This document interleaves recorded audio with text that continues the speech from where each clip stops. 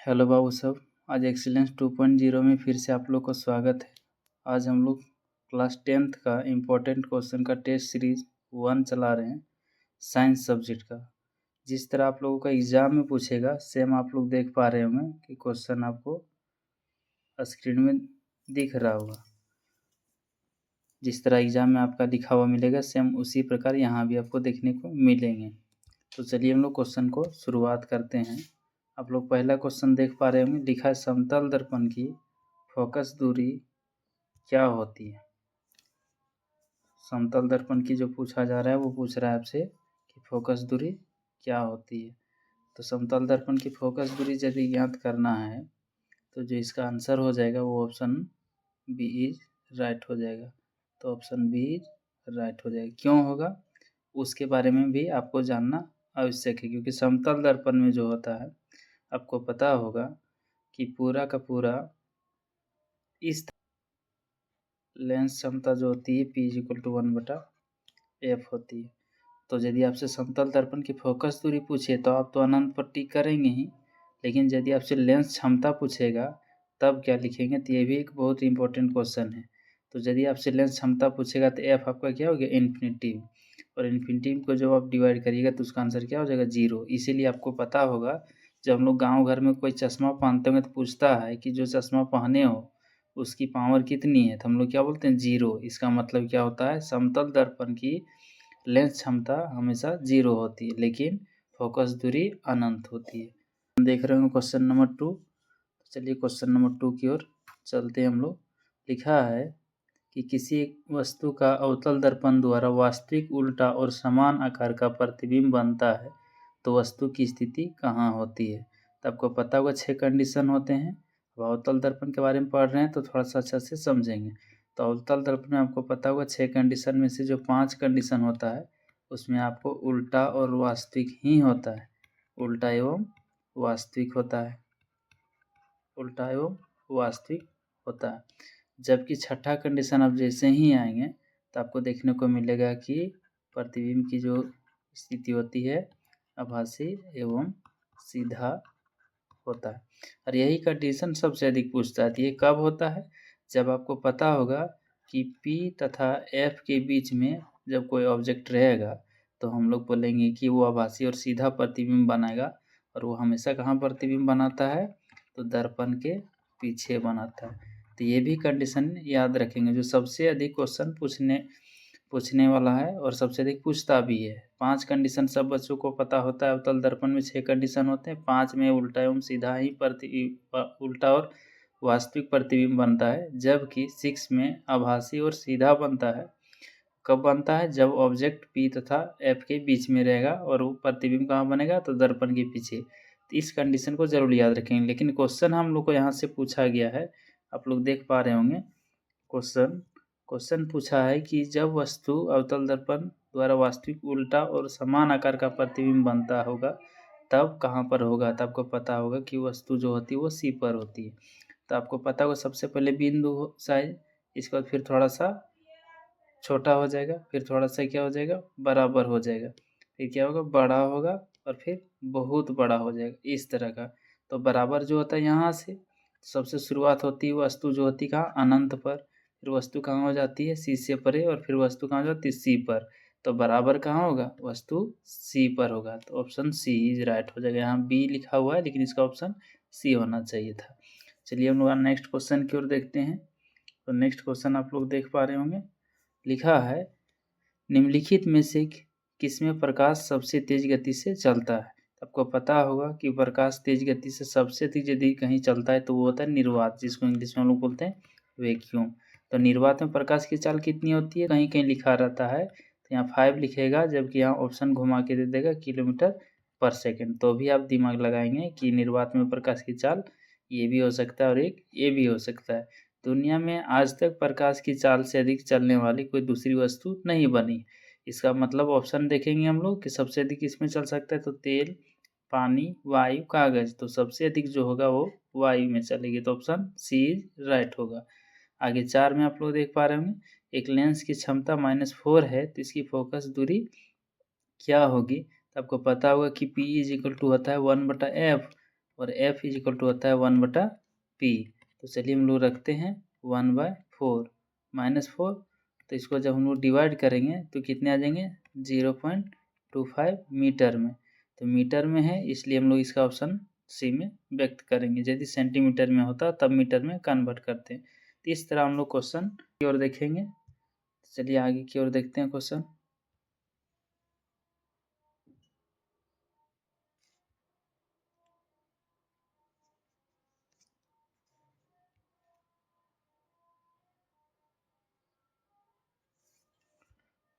चलिए आप लोग क्वेश्चन देख पा रहे होंगे आगे की ओर।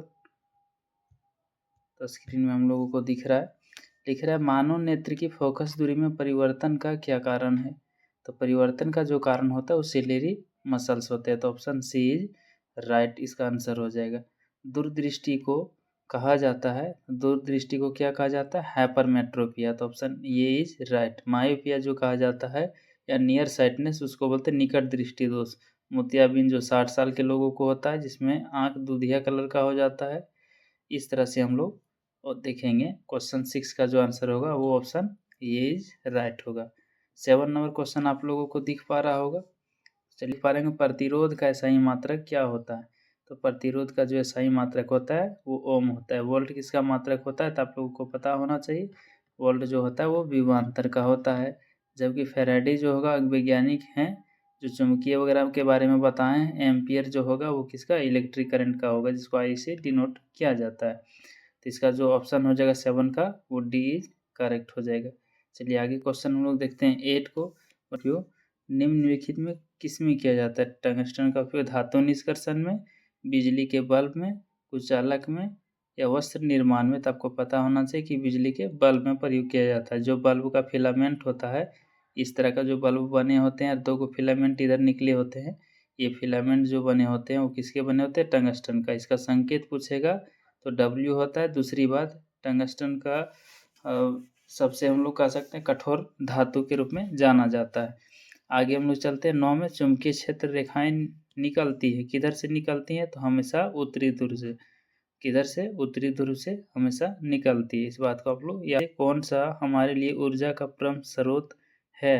तो परम स्रोत जो होता है वो क्या है सी इज राइट हो जाएगा। सौर ऊर्जा जो हम लोगों के लिए परम ऊर्जा का स्रोत माना जाता है। चलिए आगे क्वेश्चन देखते हैं हम लोग 11th ऑप्शन जो दिख पा रहा होगा आपको। रासायनिक समीकरण द्वारा हम किस नियम के कारण संतुलित करते हैं। तो आपको पता होना चाहिए ये 1 लेसन का ही 10th क्लास में है। द्रव्यमान संरक्षण का नियम होगा। स्थिर अनुपात का नियम हम लोग 9th में देखें। डाल्टन के परमाणु सिद्धांत का भी नियम उधर देखें। और आधुनिक आवर्त सारणी में जो पीरियोडिक टेबल के बारे में बताया जाता है हेनरी मोस्ले ने 1931 को लाया था। सॉरी 1913 को लाया था। लेकिन यहाँ ऑप्शन जो हो जाएगा वो ये हो जाएगा द्रव्यमान संरक्षण के नियम। तो क्या बताता है द्रव्यमान संरक्षण के नियम कि अभिकारक जो होते हैं इसके कुल द्रव्यमान उत्पाद के कुल द्रव्यमान के बराबर होगा। मीन्स ओवरऑल ये दोनों का द्रव्यमान आपस में यदि बराबर होता है तो वो द्रव्यमान संरक्षण का नियम में आता है। आगे हम लोग देखेंगे Fe+CuSO4 गिव्स Cu+FeSO4 किस प्रकार का अभिक्रिया है। देखिए ये क्वेश्चन कितना हलवा दिख रहा है आप लोगों को। तो हम बोले थे कि जब भी किसी भी एलिमेंट्स किसी दूसरे से लेगा लेकिन अपना नहीं देगा तो ऐसे रिएक्शन को हम लोग विस्थापन बोलते हैं। तो ऑप्शन सी राइट हो जाएगा। चलिए आगे क्वेश्चन हम लोग देखते हैं। नेक्स्ट क्वेश्चन रसायन की सांद्रता किस पदार्थ में सबसे अधिक होती है। जठर रस, नींबू का रस, शुद्ध जल, मिल्क ऑफ मैग्नीशिया। ये तीनों जो हैं आपके क्या हैं एसिड ही हैं। बस शुद्ध जल जो है उदासीन में आता है ये नहीं होगा। मिल्क ऑफ मैग्नीशिया भी नहीं होगा क्योंकि क्षारक में आता है। बच गया 2। तो जठर रस और नींबू के रस में देखेंगे सबसे अधिक खट्टा कौन होता है। तो सबसे अधिक नींबू का रस होता है।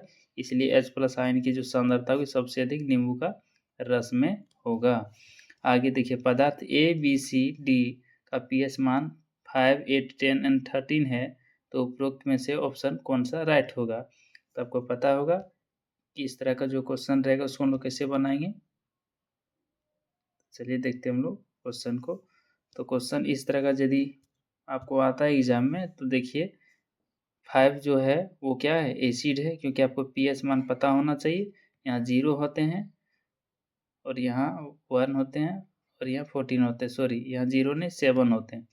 यहाँ 1 यहाँ 7 यहाँ 14। तो 7 से जितना इधर कम होता है उसको हम लोग एसिड बोलते हैं। और 7 से इतना अधिक इधर होता है उसको हम लोग बेसिसिटी बोलते हैं, मतलब बेस बोलते हैं। और ये जो रहता है उसको बोलते हैं न्यूट्रल, न्यूट्रल होता है। इसका मतलब जो पूछ रहा है 5, 8, 10 एंड 13 में उपरोक्त में से कौन सा पदार्थ अम्ल है, तो 5 क्या हो जाएगा, इस अम्ल हो जाएगा। 5 किसको डिनोट कर रहा है, तो ए को, तो इसलिए 14 का ऑप्शन ये राइट हो जाएगा। अब आगे हम लोग क्वेश्चन की ओर चलते हैं। तो आप लोग को निम्नलिखित में से किस लवण का उपयोग सोडा अम्ल और अग्निशामक में किया जाता है, तो आपको पता होना चाहिए बेकिंग सोडा का प्रयोग करते हैं। तो NaSCO3, अब कभी कभी इसका रासायनिक नाम भी पूछ देता है, तो Na का मतलब क्या हो जाएगा, तो सोडियम हो जाएगा। तो आप याद इसको भी रखेंगे, सोडियम H मतलब क्या हो जाएगा, तो हाइड्रोजन हो जाएगा, तो हाइड्रोजन भी याद रखेंगे। दूसरी बात CO3 का मतलब क्या होगा, तो CO3 को भी आप याद रखेंगे, तो कार्बोनेट होता है, कार्बोनेट होता है। तो सोडियम हाइड्रोजन कार्बोनेट, तो ऑप्शन बी इज राइट हो जाएगा। नेक्स्ट क्वेश्चन चलिए हम लोग देखते हैं। 16 में निम्नलिखित में से कौन सा उभयधर्मी ऑक्साइड है, तो आपको पता होना चाहिए कि उभयधर्मी ऑक्साइड जिसको हम लोग बोलते हैं एम्फोटेरिक ऑक्साइड, वो एल्युमिनियम को ही दिखाता है, तो इसलिए ऑप्शन बी इज करेक्ट हो जाएगा।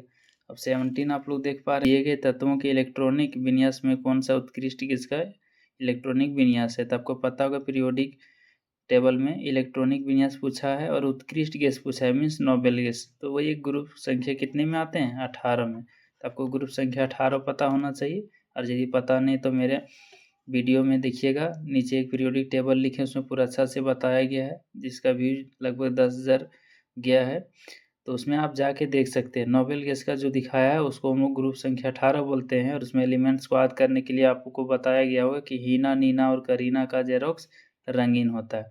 वही पूछ रहा है कि इलेक्ट्रॉनिक विन्यास जो है वो किसका, दिए गए तत्वों के इलेक्ट्रॉनिक विन्यास में नोबेल गैस का इलेक्ट्रॉनिक विन्यास के आएगा। तो नोबेल गैस में क्या था, नियॉन जो 10 होता है, तो 8 और 2 कितने हो जाएंगे, 10, इसलिए option is right, option C is right हो जाएगा। 2,8 किसका होता है, तो नियॉन का, जबकि ग्रुप संख्या 18 में आता है हीना, नीना, तो नीना मीन्स Ne, तो ये सी इज राइट हो जाएगा। चलिए आगे क्वेश्चन हम लोग देखते हैं। चलिए आगे क्वेश्चन है, निम्नलिखित में से कौन सा असंतृप्त हाइड्रोकार्बन है। बहुत बढ़िया क्वेश्चन। तो असंतृप्त हाइड्रोकार्बन को आपको पता होना चाहिए, इसके 2 टाइप होते हैं असंतृप्त हाइड्रोकार्बन के, तो आपको पता है कौन कौन वो होते हैं, सो तो एक होते हैं एल्कीन और एक होता है एल्काइन। तो आपको पता होना चाहिए कि एल्कीन का सामान्य सूत्र यदि आपसे कोई पूछे तो क्या लिखेंगे हम लोग, तो CnH2n, पहला एक पॉइंट यहाँ से आप याद रखेंगे, यहाँ से 1 नंबर आपको आ सकते हैं। दूसरा, एल्काइन का यदि पूछेंगे कि आपसे सामान्य सूत्र क्या होता है, तो CnH2n-2 होता है। ये दोनों जो हैं वो कुल मिला के क्या होते हैं, तो असंतृप्त हाइड्रोकार्बन होते हैं, ये भी बात आपको पता होना चाहिए। तो हाइड्रोकार्बन कितने प्रकार के, 2 होते हैं, संतृप्त और असंतृप्त। संतृप्त के एक प्रकार एल्केन होता है, जिसका सामान्य सूत्र CnH2n+2 होता है, जबकि एल्कीन का CnH2n और एल्काइन का CnH2n-2 होता है। अब इस माध्यम से यदि देखेंगे तो ऑप्शन सी इज राइट हो जाएगा, क्योंकि ट्रिपल बॉन्ड और डबल बॉन्ड सिर्फ असंतृप्त हाइड्रोकार्बन में होते हैं। आगे SCHO में कौन प्रक्रियात्मक समूह है, तो आपको पता होना चाहिए कि OH यदि दिखेगा तो आप बोलेंगे कि वो अल्कोहल ग्रुप का होता है। दूसरी बात, यदि आप CHO देखते हैं तो आपको पता होना चाहिए कि CHO को हम लोग क्या बोलेंगे, तो एल्डिहाइड बोलते हैं, तो एल्डिहाइड आप लिखेंगे। दूसरी बात, यदि CO दिख गया तो आप बोलेंगे कीटोन है वो। इसके बाद यदि COOH दिख गया तो आप बोलेंगे कि ये कार्बोक्सिलिक एसिड होता है, कार्बोक्सिलिक अम्ल होता है। तो ये सब प्रक्रियात्मक समूह थोड़ा सा आप लोग याद रखेंगे। तो क्या है, आप देखिए CHO है, मीन्स ये है एल्डिहाइड, तो इसका जो ऑप्शन हो जाएगा सी करेक्ट हो जाएगा, एल्डिहाइड हो जाएगा। आप लोग 20 का देख पा रहे हैं, तत्वों में से किस तत्व का संयोजी इलेक्ट्रॉनों की संख्या लिथियम के बराबर होता है। तो आपको पता होना चाहिए लिथियम का संयोजी जो इलेक्ट्रॉन होता है कितना होता है, तो सबसे पहले एटॉमिक नंबर पता होना चाहिए। तो लिथियम का जो होता है 3 होता है, तो पहला अगर में 2 होगा 1 बच जाएगा, तो इलेक्ट्रॉनिक में कितने हैं, इलेक्ट्रॉन इसके 1 बाहर में है। अब देखेंगे यहाँ में से किसका होता है, तो मैग्नीशियम का कितना होता है 12, तो 2 8 2 हो जाएगा, तो यहाँ लास्ट में 2 आया। कैल्शियम का कितना होता है, तो 2 8 8, 2, तो यहाँ भी 2 आया, तो ये भी नहीं हो सकता है। पोटेशियम का कितना होता है? 2, 8, 8, 1 होता है। इसका मतलब जो option is C is right हो जाएगा। चलिए अब आगे क्वेश्चन देखते हैं। अमीबा में किस प्रकार का पोषण द्वारा भोजन होता है? तो इसमें देखेंगे जब भी इस तरह का क्वेश्चन रहेगा तो आप बोलेंगे कि होलोजोइक न्यूट्रिशन की प्रक्रिया इसमें चलती है, जिसको हिंदी में प्राणी संभोजी पोषण कहते हैं। तो ऑप्शन डी करेक्ट हो जाएगा। श्वसन प्रक्रिया में ग्लूकोज का पायरुवेट का विखंडन होता है, तो वो कहाँ पर होता है? कोशिका द्रव में, माइटोकॉन्ड्रिया में, हमारी पेशी में, ईस्ट में, तो कोशिका द्रव में होता है। तो ऑप्शन ये राइट हो जाएगा। 23 नंबर में आप लोग देख पा रहे होंगे, निम्नलिखित में से कौन सा हार्मोन शरीर की वृद्धि के लिए उपापचय का नियमन करता है? या फिर हम लोग इंग्लिश में बोलें तो which of the following hormones regulates metabolism for body growth. तो आपको पता होना चाहिए कि ये हार्मोन जो होते हैं कौन सा हार्मोन होते हैं जो शरीर के वृद्धि में हम लोगों को काम करते हैं, तो वो हो गया थायरोक्सिन हार्मोन। तो इसीलिए इसका जो ऑप्शन हो जाएगा डी इज करेक्ट आंसर हो जाएगा। अब आगे हम लोग 24 में देखेंगे, मानव में सभी अनिच्छिक क्रियाओं का नियंत्रण कहाँ से होता है? तो इसका जो आंसर हो जाएगा वो मेडुला हो जाता है। तो ऑप्शन डी इज करेक्ट हो जाएगा। तो ऑप्शन डी लिखेंगे हम लोग इसको का। तो बोला दिए गए चित्र में किस प्रकार का जनन को प्रदर्शित करता है? इसका फिगर कैसे है? तो फिगर आप लोगों को पता होना चाहिए कैसा दिखाया गया। तो देख पा रहे आप लोग, ये फिगर रहा आपका। तो ये जो फिगर दिखाता है वो किसको? तो आप लोग बुक पढ़े होंगे तो बायोलॉजी में जो सेकेंड बायोलॉजी लेसन होगा उसमें आपको दिख रहा होगा एक पुनरुत्थ भवन करके, जिसको हम लोग इंग्लिश में यदि बात करें तो वो होता है वेजिटेटिव प्रोपोगेशन। तो इसका ऑप्शन सी इज राइट हो जाएगा। आगे हम लोग चलते हैं नीचे 26 में, मनुष्य में निषेचन कहाँ होता है? तो आपको पता होना चाहिए फ्लोपियन ट्यूब में होता है, जिसको हिंदी में बोलते हैं हम लोग अंडवाहिका। तो ऑप्शन ये इज राइट हो जाएगा। चलिए आगे क्वेश्चन को हम लोग देखते हैं। जीव में कोई गुण प्रभावित होता है केवल पिता के डीएनए से, केवल माता के डीएनए से, पिता और माता के दोनों के डीएनए से? तो ऑप्शन सी इज राइट हो जाएगा। माता पिता दोनों के डीएनए से गुण प्रभावित होते हैं। 28 क्वेश्चन, नाभिकीय विद्युत संयंत्र शक्ति संयंत्र में किस प्रक्रिया से ऊर्जा मुक्त होती है? इसका जो हो जाएगा बी ऑप्शन इज राइट हो जाएगा, नाभिकीय विखंडन के द्वारा से। आगे क्वेश्चन की 9 लिख रहा है, हरे पौधों की पत्तियां प्राप्त होने वाले सौर ऊर्जा का कितना प्रतिशत भाग खाद्य ऊर्जा में परिवर्तित हो जाती है? तो 1% होती है। तो ऑप्शन 1 इज राइट हो जाएगा। क्वेश्चन 30 में निम्नलिखित में से किस पदार्थ का प्रयोग करना पर्यावरण के लिए सबसे अधिक लाभदायक होता है, मतलब सबसे अच्छा होता है? तो यहाँ ऑप्शन के अनुसार देखेंगे, थर्माकोल का डिस्पोजल का उपयोग, प्लास्टिक का, मिट्टी का। तो मिट्टी से बेहतर दूसरा कुछ नहीं हो सकता, इसलिए ऑप्शन सी इज राइट हो जाएगा। बनाने के लिए किस प्रकार का दर्पण का उपयोग किया जाता है? तो आपको पता होना चाहिए दाढ़ी बनाने के लिए किसका हम लोग उपयोग करते हैं? तो ऑप्शन सी राइट हो जाएगा, अवतल दर्पण का। समतल दर्पण का उपयोग कहाँ कहाँ करते हैं? तो समतल दर्पण का प्लेन मिरर में प्रयोग करते हैं, उसको हम लोग पेरिस्कोप कह सकते हैं, पेरिस्कोप में करते हैं। उत्तल दर्पण का प्रयोग कहाँ? तो साइड मिरर के उपयोग में, जिसको हिंदी में बोलते हैं पश्च दृश्य में। इस तरह से आप लोग याद रखेंगे। तो इसका जो आंसर हो जाएगा वो ऑप्शन सी इज राइट, अवतल दर्पण हो जाएगा। गोलीय दर्पण की फोकस दूरी एवं वक्रता त्रिज्या के बीच संबंध, ये क्वेश्चन बहुत बार पूछा हुआ है, हो सकता है इस बार भी आएगा। तो आप लोग याद रखेंगे कि वो कैसे हम लोग बनाएंगे इसको। तो आर इज इक्वल टू जो होता है वो होता है 2f। तो एफ इज इक्वल टू कितना हो जाएगा? r/2। तो ऑप्शन बी राइट हो जाएगा। प्रकाश के अपवर्तन किए बिना कौन सी भौतिक राशि अपरिवर्तित रहती है? तो वो होती है आवृत्ति, जो कांस्टेंट होती है प्रकाश में अपवर्तन होने के बाद भी। आगे क्वेश्चन, 1 मीटर की फोकस दूरी वाले उत्तल लेंस की क्षमता क्या होगी? तो 1 डायोप्टर ही होगी। क्यों होगी? तो P इज इक्वल टू होता है 1/f। अब f की जगह 1 रखेंगे तो 1/1 is equal to 1 dioptre. For इसके बाद लिखा है, फॉर डायोप्टर क्षमता वाले अवतल लेंस की फोकस दूरी क्या होगी? तो आपको पता होना चाहिए कि f इज इक्वल टू क्या होता है? 1/p होता है। 1/p मीन्स कितना हो जाएगा? 4d। उसको जब काटिएगा तो आएगा 0.25 मीटर में कन्वर्ट। अब सेंटीमीटर में जब करिएगा तो कितना, 100 से गुना करिएगा तो 25 सेंटीमीटर हो जाएगा। तो ऑप्शन बी इज करेक्ट हो जाएगा। चलिए आगे क्वेश्चन को देखते हैं हम लोग। तो वाहनों के अग्रदीपों में किस दर्पण का उपयोग होता है? जो भी हम बता रहे थे, हेडलाइट का भी बात करेगा तो अवतल दर्पण को ही टिक करेंगे, इसलिए इसका जो ऑप्शन हो जाएगा वो ये इज राइट हो जाएगा। तो ऑप्शन ये इज राइट। मानव नेत्र जिस भाग पर किसी वस्तु का प्रतिबिंब बनाता है वो कहलाता है रेटिना, उसको हिंदी में हम लोग बोलते हैं दृष्टि पटल। तो ऑप्शन डी इज राइट हो जाएगा। सामान्य नेत्र का दूर बिंदु क्या होता है? तो सामान्य नेत्र का जो होता है निकट बिंदु 25 सेंटीमीटर होता है, लेकिन दूर बिंदु जो होते हैं अनंत होते हैं। इसका जो आंसर हो जाएगा वो कितने हो जाएंगे? डी करेक्ट हो जाएगा। नेत्र में जाने वाली प्रकाश की मात्रा का नियंत्रण कौन करता है? तो प्रकाश की मात्रा का नियंत्रण जो होता है वो कौन? आदि ये हो जाएगा, ऑप्शन सी राइट हो जाएगा। मानव नेत्र में प्रतिबिंब की प्रकृति क्या होती है? तो उल्टा और क्या हो जाएगा? वास्तविक होगा। क्यों होगा? क्योंकि मानव आई में जो होता है लेंस वो होता है कन्वेक्स लेंस होते हैं, मीन्स उत्तल लेंस होता है। और उत्तल लेंस का प्रॉपर्टीज हम लोग को पता होना चाहिए, उल्टा और वास्तविक होता है। तो ऑप्शन सी राइट हो जाएगा। नेक्स्ट क्वेश्चन है 1 किलोवाट घंटा निम्न में किसकी इकाई है? तो आपको पता होना चाहिए शक्ति की जो इकाई होती है वाट होती है, इसे डब्ल्यू से डिनोट करते हैं। ऊर्जा का जो होता है वो किलोवाट घंटा होता है। बल का जो ऐसा ही मात्रक होता है वो न्यूटन होता है। विद्युत धारा का ऐसा ही मात्रक एम्पियर होता है। लेकिन यहाँ पूछा है 1 किलोवाट घंटा किसकी इकाई है, इसका मतलब ऊर्जा का होगा। तो ऑप्शन बी करेक्ट हो जाएगा। कूलम किसका ऐसा ही मात्रक होता है? कूलम जो होता है ऐसा ही मात्रक आवेश का होता है। तो ऑप्शन ये राइट हो जाएगा, क्योंकि विद्युत धारा का एम्पियर होता है, विभवांतर का वोल्ट होता है और प्रतिरोध का ओम होता है।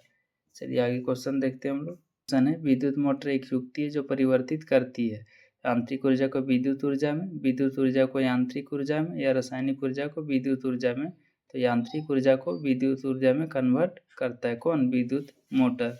चलिए आगे हम लोग देखते हैं जल का विद्युत अपघटन किस प्रकार की अभिक्रिया को दिखाता है? तो जल का जो विद्युत अपघटन होता है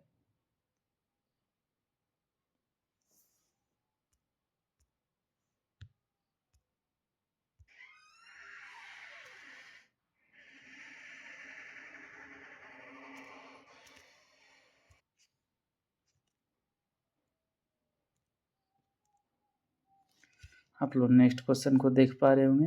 लिखा है जल का विद्युत अपघटन किस प्रकार की अभिक्रिया है? तो वो अभिक्रिया क्या होती है? वियोजन अभिक्रिया, क्योंकि उसमें टूट के रिएक्शन दिखाते हैं।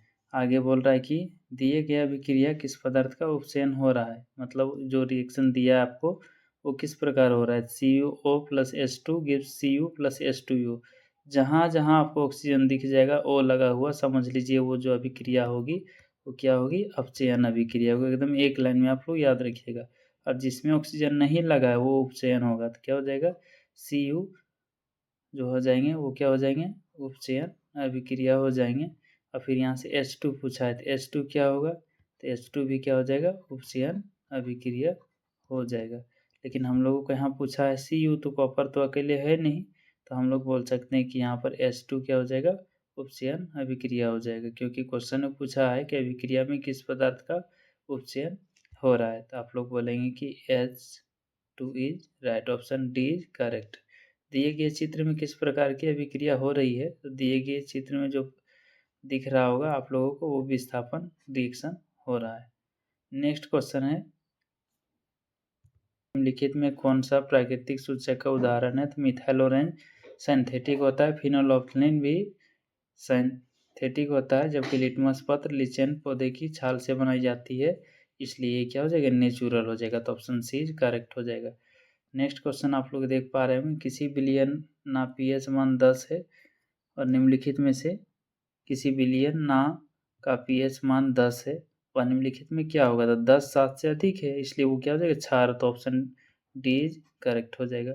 दिया गया चित्र क्या सूचित करता है? तो दिया गया जो चित्र है वो ऑप्शन डी सूचित करता है सांद्र अम्ल तथा क्षार वाले बर्तन का चेतावनी चिन्ह। यह आपके बुक में दिखाया गया है, आप लोग बुक को देख सकते हो। इमली में कौन सा अम्ल होता है? तो इमली में टार्ट्रिक अम्ल होता है। सिट्रिक अम्ल किसमें होता है? तो नींबू में, संतरा में। इस तरह से आप लोग याद रखेंगे। लैक्टिक अम्ल किसमें होता है? तो दूध दही में, तो दूध या फिर दही में। तो ये सभी आप लोग याद रखेंगे। इसका ऑप्शन जो हो जाएगा वो बी करेक्ट हो जाएगा, टार्ट्रिक अम्ल। कौन धातु कमरे के ताप पर द्रव अवस्था में पाया जाता है? तो आपको पता होना चाहिए। यहाँ क्वेश्चन घुराया है और मूर्ख बनाया है। यदि आपसे धातु पूछा जाएगा कि कमरे के ताप में, तो आप तो टिक करेंगे पारा। लेकिन यहाँ अधातु पूछा है, इसके लिए इसका ऑप्शन हो जाएगा डी, सॉरी इसका ऑप्शन हो जाएगा सी, ब्रोमीन, Br, जिसको हम लोग बोलते हैं। अधातु पूछेगा तो ब्रोमीन लिखना है, और धातु पूछेगा तो पारा को टिक करना है। तो इसलिए 21 का जो ऑप्शन हो जाएगा वो किसका हो जाएगा, ब्रोमीन। निम्नलिखित में से किस पदार्थ का उपयोग अग्निशामक बनाने में किया जाता है, तो आपको पता होना चाहिए। बेकिंग सोडा का प्रयोग हम लोग करते हैं, तो सोडियम हाइड्रोजन कार्बोनेट हो जाएगा। तो ऑप्शन बी राइट हो जाएगा। चलिए आगे स्क्रीन में, आधुनिक आवर्त सारणी किस आधार पर है, तो परमाणु संख्या पर, एटॉमिक नंबर पर आधारित था। निम्नलिखित में कौन सा धातु सबसे अधिक अभिक्रियाशील होता है, तो पोटेशियम होता है। ऑप्शन ये करेक्ट हो जाएगा, क्योंकि आप लोग को पता होगा कि सक्रियता श्रेणी आप लोग याद रखे होंगे। कहो नकार है मगर अल्टोजन फेरारी सब बेकार है, पचा पीटी, ये ट्रिक है याद रखने के लिए। तो कहो ना मतलब क्या हो जाएगा, पोटेशियम। तो पोटेशियम जो होता है वो सबसे अधिक अभिक्रियाशील होता है, और सबसे कम अभिक्रियाशील आपसे पूछेंगे तो ये यू बोलिएगा, Ag बोलिएगा और Pt बोलिएगा। ये तीनों को भी आप याद रख लेंगे। पृथ्वी की भूपरपट्टी में प्राकृतिक रूप से पाए जाने वाले तत्व या यौगिक को हम लोग क्या कहते हैं, तो आपको पता होना चाहिए, उसको खनिज बोलते हैं। बी इज राइट हो जाएगा। प्रोपेनॉन में कौन सा अभिक्रियाशील समूह मौजूद है, तो देखिए प्रोपेनॉल बोला, नॉल मतलब क्या होता है, एल्डिहाइड को, और नॉन लिखा रहता तो हम लोग बोलते कीटोन को। तो बी इज राइट हो जाएगा, एल्डिहाइड। अब आगे देखिए, प्रकाश संश्लेषण प्रक्रिया में निम्नलिखित में से क्या नहीं होता है, तो जल का टूटना, ऑक्सीजन का मुक्त होना, कार्बन डाइऑक्साइड का मुक्त होना। तो ये आपको प्राय नहीं देखने को मिलेंगे, तो ऑप्शन सी इज करेक्ट हो जाएगा। फ्लोएम में खाद्य पदार्थों का परिवहन पौधों की किस दिशा में होती है, तो ये द्विदिशीय होता है, इसलिए ऊपर से नीचे की ओर होगा। तो ऑप्शन सी करेक्ट हो जाएगा। वीर की रचनात्मक तथा क्रियात्मक इकाई में क्या कहते हैं, तो नेफ्रॉन कहते हैं, लेकिन यहाँ न्यूरॉन दिया, तो ऑप्शन सी राइट मार लीजिए। मैं उम्मीद करता हूँ कि मैं जो समझा पा रहा हूँ आप लोगों को वो समझ में आ रहा है। तो लाइक शेयर सब्सक्राइब चैनल को ज़रूर करें, क्योंकि वीडियो बनाने में रियल में बहुत मेहनत की आवश्यकता पड़ती है, और आप लोग का सपोर्ट बना रहेगा तो हम लोग आगे और अच्छे से अच्छे कंटेंट को देने का प्रयास करेंगे। हमने पकाने के लिए कौन सा हार्मोन से उत्तरदायी होता है, तो पेड़ पौधे में आपको पता होना चाहिए कि क्या हो जाएगा, एथिलीन इज राइट हो जाएगा। ऑप्शन सी करेक्ट हो जाएगा। एस्ट्रोजन स्रावित होता है, तो एस्ट्रोजन में जो स्रावित होता है वो क्या होता है, तो आपको पता होना चाहिए कि एस्ट्रोजन में जो स्रावित होते हैं वो किसके द्वारा होते हैं, अंडाशय द्वारा, विरसन द्वारा। तो विरसन तो पुरुषों में होता है, इसका जो ऑप्शन हो जाएगा वो ये करेक्ट हो जाएगा। नर युग्मक और मादा युग्मक के संलयन को क्या कहते हैं, तो निषेचन कहते हैं। तो ऑप्शन बी करेक्ट हो जाएगा। दिए गए चित्र में कौन जनन हो रहा है, किसका जनन हो रहा है, तो आपको पता होना चाहिए, मुकुलन का, ये फिगर बुक में है। तो ऑप्शन ये इज करेक्ट हो जाएगा। चलिए आगे की ओर चलते हैं। तत्काल आप लोग मेरा चैनल को सब्सक्राइब, लाइक और शेयर जरूर करेंगे। अब देखिए 34 क्वेश्चन, पक्षी और चमगादड़ के पंख होते हैं तो कैसे होते हैं, एक जैसे, इसलिए समगाद समजात अंग हो जाएगा।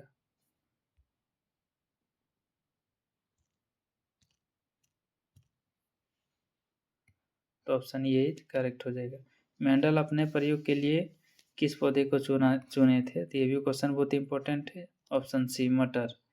निम्नलिखित में से कौन उत्पादक है, उत्पादक मीन्स जो उत्पादन करता है, और एक हम लोग देखे कंज्यूमर जो उपभोग करता है। तो उत्पादन मतलब कौन करता है, तो ऑप्शन सी राइट हो जाएगा।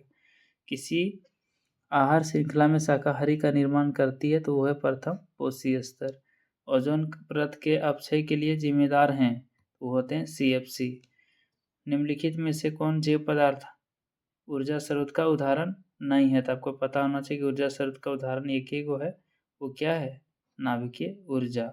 ऑप्शन सी इज क्लोज्ड, मतलब ऑप्शन सी इज राइट हो जाएगा। पवन ऊर्जा उत्पादन के लिए पवन की चाल न्यूनतम कितनी होनी चाहिए, तो 10 से 14 रहता है, लेकिन कहीं कहीं 15 भी रहता है। 15 मीटर पर सेकंड की रफ्तार से रहेगी।